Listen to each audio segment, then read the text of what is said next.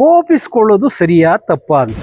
ನಾವು ಯಾರಾದ್ರೂ ಕೋಪಿಸ್ಕೊಂಡ್ರೆ ನಾವು ನಗಬಹುದು. ಮೋಕ್ಷ ಬೇಕು, ದೇವರನ್ನು ನೋಡಬೇಕು, ಮನೆ ಕಟ್ಟಿಸ್ಕೋಬೇಕು, ವಿದ್ಯಾಭ್ಯಾಸ ಮಾಡಬೇಕು, ಎಲ್ಲವೂ ಕಾಮನೆ.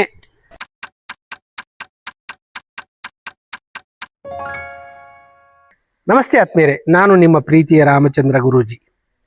ಆತ್ಮೀಯರೇ, ಅರಿಷಡ್ ವರ್ಗಗಳು ಕೆಟ್ಟವ ಒಳ್ಳೆಯವ ಅಂತಂದರೆ ನಾವು ಅವುಗಳನ್ನು ಹೇಗೆ ಬದುಕಲ್ಲಿ ಬಳಸ್ತೀವಿ ಅನ್ನೋದ್ರ ಮೇಲೆ ಅವು ಕೆಟ್ಟವೂ ಆಗಬಹುದು ಅಥವಾ ಒಳ್ಳೆಯವೂ ಆಗಬಹುದು. ಉದಾಹರಣೆಗೆ ಡಾಕು ಕೈಲಿದ್ರೆ ಕೊಲೆ ಆಗ್ತದೆ, ಚಾಕು ಡಾಕ್ಟರ್ ಕೈಲಿದ್ರೆ ಆಪರೇಷನ್ ಮಾಡಿ ಒಬ್ಬ ರೋಗಿಯನ್ನು ಉಳಿಸ್ಬೋದು. ಹಾಗೆ ಕರೆಂಟನ್ನು ಬೆಳಕಾಗಿ ಪರಿವರ್ತಿಸ್ಬೋದು, ಕರೆಂಟಿಂದ ಶಾಕು ಹೊಡಿಸ್ಬೋದು. ಈ ಅರಿಷಡ್ ವರ್ಗಗಳು ಹಾಗೇನೆ. ಯಾವ ಈ ಅರಿಷಡ್ ವರ್ಗಗಳು? ಕಾಮ, ಕ್ರೋಧ, ಮೋಹ, ಮದ, ಲೋಭ, ಮತ್ಸರ, ಅಹಂಕಾರ, ಇವು ಅರಿಷಡ್ ವರ್ಗಗಳು. ಈ ಷಡ್ವರ್ಗಗಳನ್ನು ಸರಿಯಾಗಿ ಅಂದರೆ ಅರ್ಥ ಮಾಡಿಕೊಂಡ್ರೆ ಅವುಗಳನ್ನು ಒಳ್ಳೆಯ ಸಾಧನಗಳನ್ನಾಗಿ ಕೂಡ ನಮ್ಮ ಬದುಕಲ್ಲಿ ಬಳಸ್ಬೋದು ಅನ್ನೋದಕ್ಕೆ ಒಂದು ಎಕ್ಸಾಂಪಲ್ ನೋಡೋಣ. ಈಗ ಕೋಪ, ಅದು ಕೂಡ ಅರಿಷಡ್ ವರ್ಗಗಳ ಒಂದು ಭಾಗವೇ. ಕೋಪಿಸ್ಕೊಳ್ಳೋದು ಸರಿಯಾ ತಪ್ಪಾ ಅಂತ. ಹೇಗೆ ಕೋಪಿಸ್ಕೊಳ್ಬಹುದು? ಇಂಡಿಯನ್ ಕೋಪ ಹೇಗಿರ್ತದೆ, ಜಪಾನ್ ಕೋಪ ಹೇಗಿರ್ತದೆ ಅಂತ ನಾವು ಸ್ವಲ್ಪ ಗಮನಿಸಿದರೆ ಕೋಪದ ಮಹತ್ವ, ಕೋಪನ ಹೇಗೆ ಬಳಸ್ಕೋಬೋದು ಅನ್ನೋದು ಗೊತ್ತಾಗ್ತದೆ.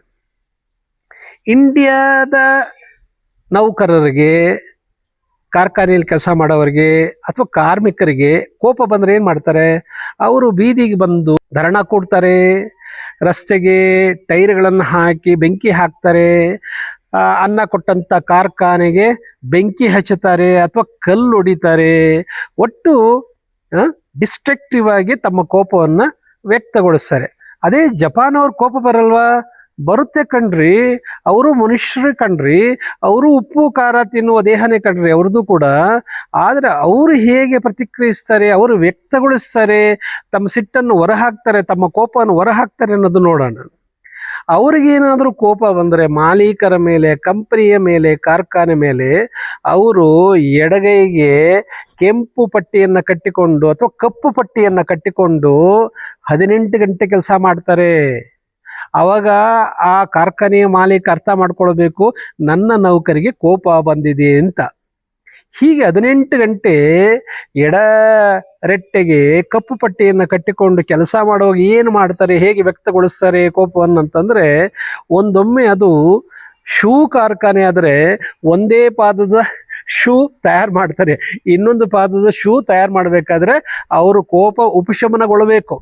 ಅಂದರೆ ಕೋಪವನ್ನು ಅರ್ಥ ಮಾಡಿಕೊಂಡು ಆ ಮಾಲೀಕ ಅವ್ರ ಜೊತೆ ಸಂವಾದ ಮಾಡಿ ಅವರ ಕೋಪವನ್ನು ಅರ್ಥ ಮಾಡಿಕೊಂಡು ಅವರ ಸಿಟ್ಟಿನ ಮೂಲಕ್ಕೆ ಕಾರಣ ಏನಂತ ತಿಳ್ಕೊಂಡು ಅದಕ್ಕೆ ಪರಿಹಾರ ಕೊಡಬೇಕಾಗತ್ತೆ. ಅದೇ ನಾವು ಹಾಗಲ್ಲ ನೋಡಿ. ಎಷ್ಟೋ ದೇಶಗಳಲ್ಲಿ ಫುಟ್ಬಾಲು ಆಡುವಾಗ ಆ ಅಭಿಮಾನಿಗಳಿಗೆ ಕೋಪ ಬಂದರೆ, ಆ ತಂಡದವರು ಏನಾದರೂ ಅವರು ದೇಶವನ್ನು ರೆಪ್ರೆಸೆಂಟ್ ಮಾಡ್ತಕ್ಕಂಥ ತಂಡದವರು ಸೋತಾಗ ಆ ದೇಶದ ಅಭಿಮಾನಿಗಳಿಗೆ ಸಿಟ್ಟು ಬಂದು ಮೈದಾನಕ್ಕೆ ಇಳಿದು ದಾಂಧಲೆ ಮಾಡಿ ಹೊಡೆದಾಡಿ ಎಷ್ಟೋ ಸಾವು ನೋವುಗಳಾಗಿದ್ದ ಉದಾಹರಣೆಗಳನ್ನು ನೀವು ಫಿಫಾ ವರ್ಲ್ಡ್ ಕಪ್ಪಲ್ಲಿ ನೋಡ್ತಾ ಇರ್ತೀರಿ. ಈಗ ನಡೀತಾ ಇದೆ ಅದು. ಆದರೆ ಕಳೆದ ಫಿಫಾ ವರ್ಲ್ಡ್ ಕಪ್ಪಲ್ಲಿ ಕತಾರಲ್ಲಿ ಜಪಾನ್ ತಂಡ ಸೋತಾಗ ಏನಾಯ್ತು ಗೊತ್ತಾ? ಆ ಜಪಾನಿಂದ ನೋಡಕ್ಕಂತ ಬಂದಂತಹ ಫುಟ್ಬಾಲ್ ಅಭಿಮಾನಿಗಳು ಅಲ್ಲೆಲ್ಲ ಕಸ ಮಾಡಿ ಎಸೆದು ಬಿಸಾಕಿ ಹೋದ್ಮೇಲೆ ಇವರು ಇಡೀ ಜಪಾನ್ ಅಭಿಮಾನಿಗಳು ಅಂದರೆ ಪ್ರೇಕ್ಷಕರು ಮೈದಾನಕ್ಕೆ ಇಳಿದು ಅಲ್ಲಿರೋ ಖಾಲಿ ಬಾಟಲ್ಗಳನ್ನು ಆಯ್ದು ಕಸದ ಬುಟ್ಟಿಗೆ ಹಾಕಿದ್ರು, ಅದನ್ನೆಲ್ಲ ಕ್ಲೀನ್ ಮಾಡಿದ್ರು. ಅವ್ರಿಗೂ ಕೋಪ ಬಂತು. ಯಾಕಂತಂದರೆ ಆ ತಂಡದಲ್ಲಿ ಜಪಾನ್ ತಂಡ ಸೋತಿತ್ತು ಆ ಆಟದಲ್ಲಿ. ಆದರೆ ಅವರು ದಾಂಧಲೆ ಮಾಡಲಿಲ್ಲ, ತಮ್ಮ ಸಿಟ್ಟನ್ನು ಸ್ವಚ್ಛಗೊಳಿಸುವ ಮೂಲಕ ವ್ಯಕ್ತ ಮಾಡಿದ್ರು.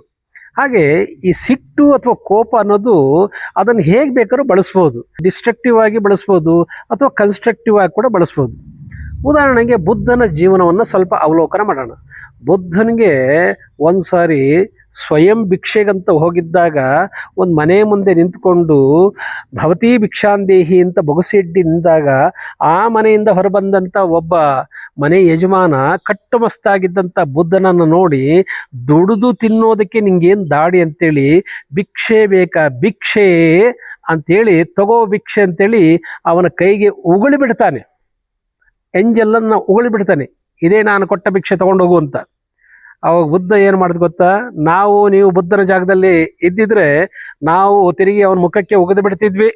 ಅವನೇನೋ ಕೈಗೆ ಉಗ್ದ, ನಾವು ಮುಖಕ್ಕೆ ಒಗೆದು ಬಿಡ್ತಿದ್ವಿ. ನಮ್ಮ ಸಿಟ್ಟು ಹಾಗಿರ್ತದೆ. ಆದರೆ ಬುದ್ಧ ಜ್ಞಾನಿ ಅಲ್ವೇ, ಅವನಿಗೂ ಸಿಟ್ಟು ಬರ್ತದೆ.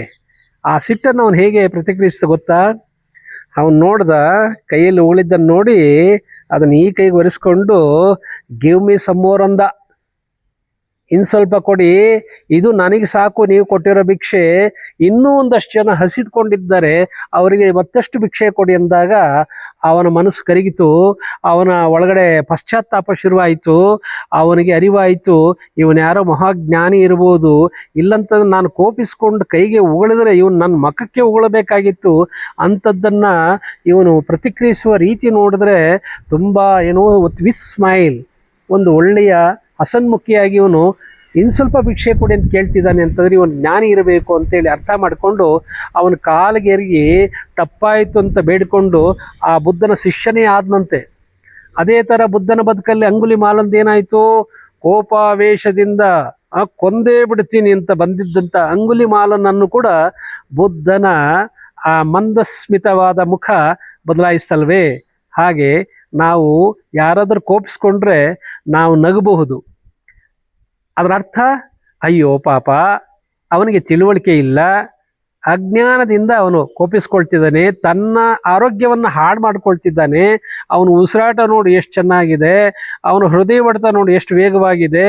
ಹಿಂಗೆ ಉಸಿರಾಟ ಮಾಡಿ ಹಿಂಗೆ ಕೋಪಿಸ್ಕೊಂಡು ಹಿಂಗೆ ಹಾರ್ಟ್ ಬೀಟ್ ಜಾಸ್ತಿ ಆಯಿತು ಅಂದರೆ ಅವನ ಆರೋಗ್ಯ ಹಾಳಾಗ್ತದಲ್ವೇ ಅಂತ ಕನಿಕರದಿಂದಲೂ ನಗಬಹುದಂತೆ. ಹಾಗೆ ಕೋಪ ಅನ್ನೋದು ಅರಿಷಡ್ ವರ್ಗದ ಒಂದು ಭಾಗನೇ. ಕ್ರೋಧ ಅಂತ ಹೇಳ್ತಾರೆ. ಕೋಪ ಬೇರೆ, ಕ್ರೋಧ ಬೇರೆ. ಯಾಕಂದರೆ ಕೋಪ ದ್ವೇಷದಲ್ಲಿ ಪರ್ಯಾವಸಾನ ಆದರೆ ಅದು ಕ್ರೋಧ ಆಗ್ತದೆ.